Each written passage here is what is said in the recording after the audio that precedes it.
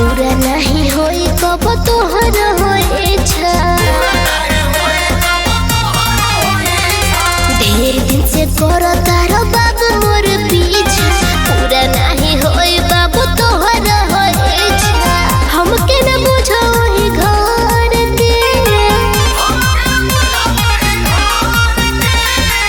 हमके न बुझो ही घर के। सुनी ना की फसल रहली सवर की, ई सकुलवा में